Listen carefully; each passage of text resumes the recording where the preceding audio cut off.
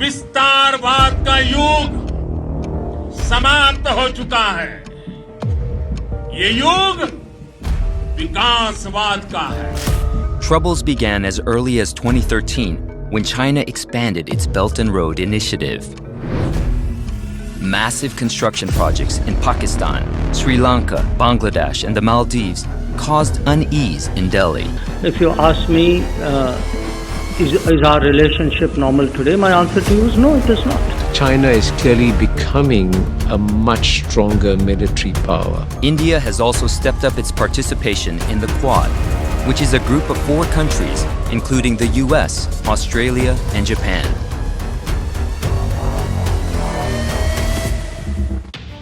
Hi everybody, in the past 3 episodes of the Geopolitical series, we saw how China started with something called the Belt and Road Initiative to conquer the world trade.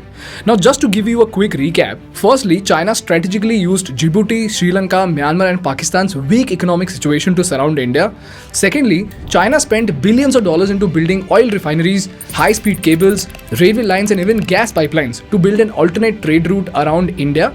And lastly, China is building an extremely strategic railway line from London to China and another railway line from China to Iran, passing through Kyrgyzstan, Uzbekistan, Turkmenistan, finally ending at Tehran in Iran. This is how China is literally building its own trade route to become an economic superpower, and in this process, China intends to surround its rivals like India and eventually gain military and economic advantage over the United States. This is what we have covered until now. Now, when China is doing so many things, India is obviously not a saint to keep quiet and let China become stronger, right? So the question over here is, what exactly is India doing to tackle the security implications of the Belt and Road Initiative? What is India's strategy to face China in case of a military conflict? And lastly, what are the study materials to help you understand India's geopolitical moves better? This video is brought to you by Wint, but more on this at the end of the video. The answer to this lies in a very important quote by a historian named Alfred Thayer. In his theory of sea dominance, Alfred Thayer said that whoever conquers the Indian Ocean will dominate the whole of Asia. So let's try to understand why is the Indian Ocean so important in geopolitics. Well, if you look at the world map, you will see that the Indian Ocean region consists of 28 countries spanning across 3 continents and covers 17.5% of the global land area. These countries include 21 members of an association called the Indian Ocean Rim Association. This includes major nations like Australia, Bangladesh, India, Indonesia, Iran, Kenya, Malaysia, Oman, Singapore, South Africa, Sri Lanka, Thailand, UAE and Yemen. Then there are 7 others who are not a part of this association, which includes Brunei, Cambodia, Maldives, Myanmar, Pakistan, Timor-Leste and Vietnam.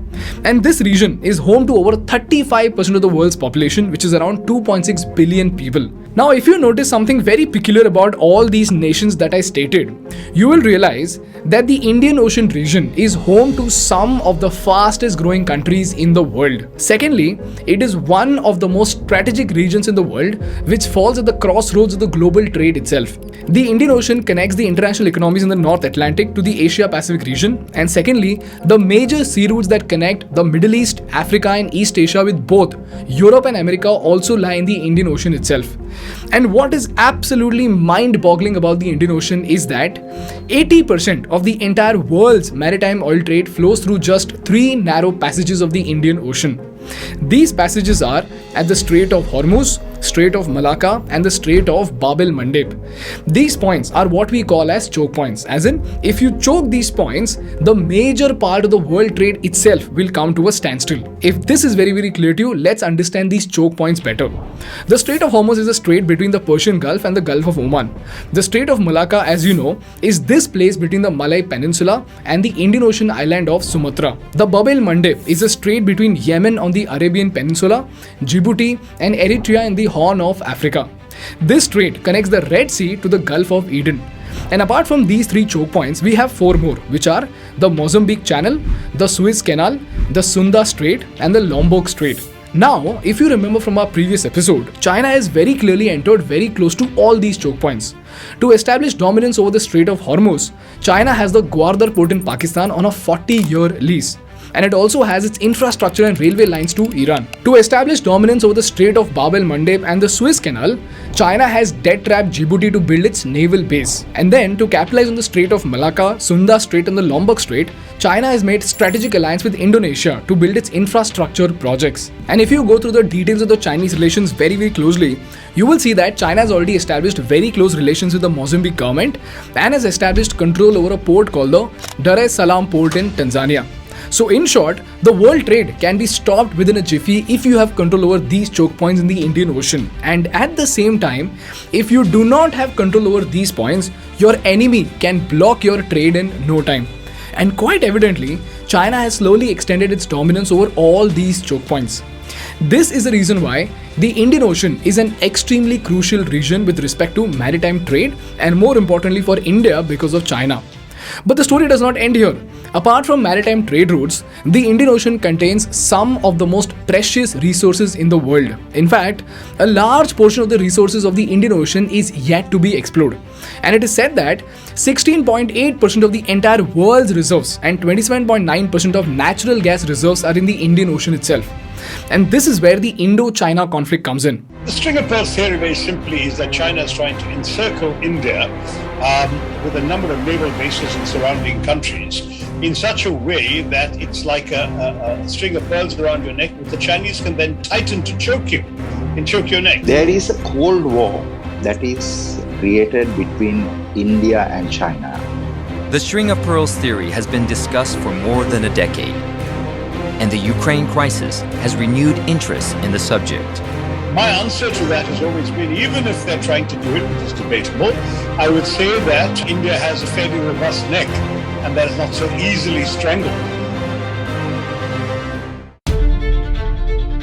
China has very strategically emerged as one of the most important trading partners of the Indian Ocean region, and it accounts for 16.1% of its total goods trade as of 2017. And like we saw in the Belt and Road video, in the past 2 decades, China has been building infrastructure projects in Sri Lanka, Myanmar, Pakistan and Djibouti. Why? Because all of these regions fall in the trade route of China's oil imports and their exports to Africa, Middle East and Europe.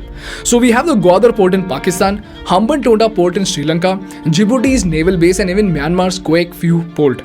This is what is being called as the strings of pearls theory. Now the burning question over here is, what exactly is India doing to tackle it? Well, instead of openly and boldly announcing its strategy like China, India has been slowly and steadily operating in a stealth mode with something called the necklace of diamonds strategy. To understand this, let's take a look at the list of strategic bases India has set up with partner countries as well as the various trade agreements that India has signed. And by the way, you must have seen a lot of people who often criticize the Prime Minister saying that he's wasting India's money by taking a world tour. Well, for those of you, here's why the Prime Minister of India spends countless hours in traveling all around the world. हम अपने देश की अखंडता और संप्रभुता के साथ समझौता नहीं करते हैं। जब भी समय आया है, हमने देश की अखंडता और संप्रभुता की रक्षा करने में अपनी शक्ति का प्रदर्शन किया, अपनी क्षमताओं को साबित किया। चाहे स्थिति कुछ भी हो, परिस्थिति कुछ भी हो, भारत पूरी दृढ़ता से देश की एक एक इंच जमीन की, देश के स्वाभिमान की रक्षा करेगा। हमारे लिए भारत की अखंडता और संप्रभुता सर्वोच्च है और इसकी रक्षा करने से हमें कोई भी रोक नहीं सकता। First, let's start from the counter for China's strategic placement at Gwadar and Djibouti. For this, India has very cleverly placed its base over here in Oman, and here's where we have the Dakum port. The Dakum port is where India's important crude imports flow from the Persian Gulf. This place is strategically located on the southeastern seaboard of Oman and is overlooking both the Arabian Sea and the Indian Ocean. On top of that, it is also straddled along the critical sea lanes in the Arabian Sea and the Gulf of Eden. And all thanks to India's relation with Oman, we have military access to this port, which makes it a great defense point. Then we come to this region that is close to the second choke point, which is the Mozambique Channel. In 2015, Modi ji signed an agreement with the Seychelles president to develop a place called the Assumption Island for military use. But unfortunately, after this deal was done, there were a lot of protests. There was a change in government, because of which this diamond as of now is in a shaky situation. Then we come to perhaps the most important choke point of all, which is the Strait of Malacca and the other two choke points right beside it. Here's where we have the Changi Naval Base, wherein in 2018, Modi ji signed an agreement with the government of Singapore. This agreement has provided direct access to the Indian Navy itself. So while sailing through the South China Sea, the Indian Navy can refuel and rearm its ship through this base. This is followed by the Sabang port in Indonesia. And again, in 2018, India got military access to Sabang port, which is located right at the entrance of the Malacca Strait. So theoretically, we have a firm grip over the Strait of Malacca. And if you remember from our China's BRA video, 70% of China's oil supply and 60% of their trade passes through the Strait of Malacca. So choking this point is like choking the Chinese economy itself. After that, we have the Indo-Vietnam Diamond, and long story short, we have historically had a great relationship with Vietnam. We supply some of the most important defense equipment to Vietnam, and we have signed a comprehensive strategic partnership with Vietnam in 2016 itself. Then we have our important diamond in Japan. On 9th of September 2020, India and Japan signed something called the Acquisition and Cross-Servicing Agreement that would allow militaries of both these countries to exchange supplies and services on a reciprocal basis. So again, Japan and India can use each other's port as per their strategic requirements. And the best part about this point is that if you look at the map, you will see that it gives us a very close placement to the mainland of China itself. And then we have Mongolia, where Modi ji became the first Indian Prime Minister to visit, and more importantly, India has established a very strong relation with Mongolia by giving out a $1 billion credit to develop an air corridor for Mongolia. And lastly, we have the Chabahar port in Iran. And if you remember from our China video again, Iran is also a part of the Chinese BRI initiative, wherein they have a railway line from China to Iran, passing through Kyrgyzstan, Uzbekistan, Turkmenistan to finally ending at Tehran in Iran. So here's where India very cleverly understood the importance of Iran. So in 2015 itself, when Iran was facing crippling economic sanctions and diplomatic isolation, India agreed to develop a deep water port in Chabahar on the Gulf of Oman. And as a part of this deal, Modi ji visited Iran and signed the agreement worth $500 million to develop this port and related infrastructure. And if you see, it's not just strategic with respect to China's infra in Iran, but also very close to the Gwadar port in Pakistan. Now, if you connect all these points together on the world map, you will see that it's literally a necklace around China, and more importantly, they are strategically located points that can be used to counter the Chinese in case of any military conflict.